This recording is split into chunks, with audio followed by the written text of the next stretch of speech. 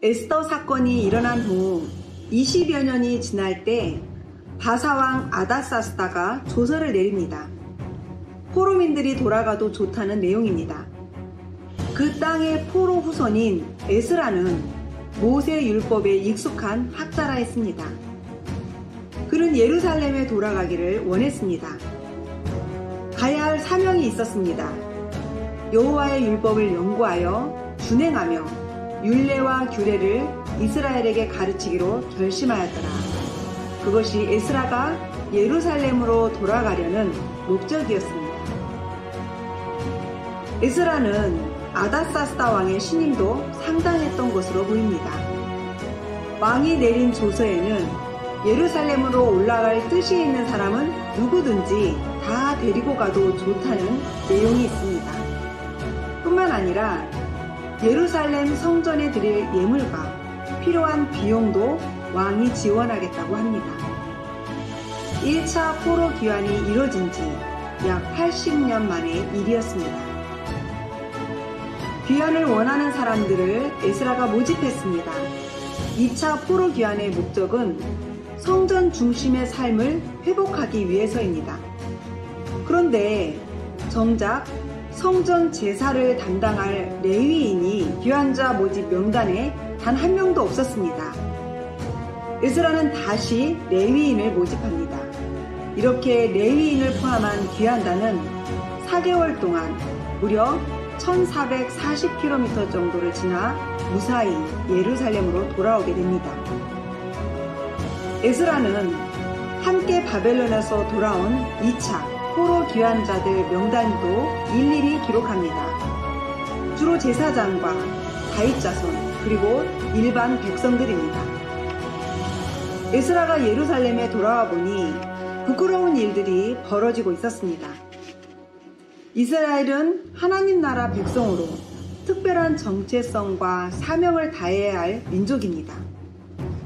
이 민족은 이방의 문화와는 구별된 삶을 살아야 했습니다. 그것이 하나님 나라를 누리는 복된 삶이기 때문입니다. 그래서 예배 문화를 바르게 세우고 다른 민족과 통혼하는 것도 금해왔습니다. 그런데 방백과 보관부터 먼저 그런 일을 자행하고 있었습니다. 이방 민족과 섞이면 끝이다. 모세가 가나안 정복 때부터 외쳤던 율법이 이렇게 짓밟히고 있는 상황이었습니다. 에스라는 이 상황을 듣고 속옷과 겉옷을 찢었습니다. 머리털과 수염을 뜯으며 기가 막혀 앉아 있었습니다. 1차 귀환 후 지도자 없이 영적 공백기를 지나는 동안 백성들은 다시 혼탁한 상태에 빠져버린 것입니다. 그 중에 모세 율법에서 그만 통혼이 자행되고 있었던 것이 대표적인 사례였습니다. 에스라는 성전 앞에서 통곡합니다. 민족의 죄를 자기 죄로 여기며 회개했습니다. 이때 스가냐라는 인물이 나섭니다. 이미 저질러진 일을 다시 돌이킬 수는 없지만 죄를 지속해서는 안 되겠다고 생각해서입니다.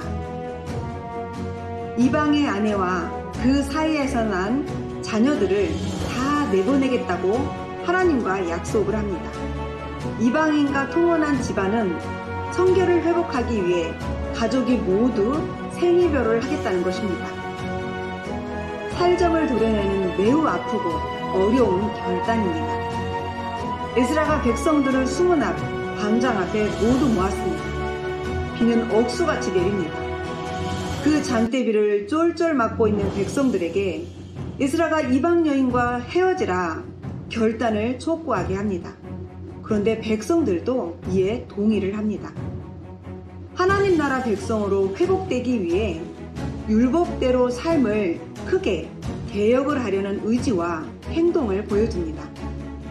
그리고 그동안 이방 여인과 결혼한 자들을 3개월 동안 샅샅이 조사를 합니다. 그 남자들의 이름을 일일이 에스라서에 기록해 놓았습니다.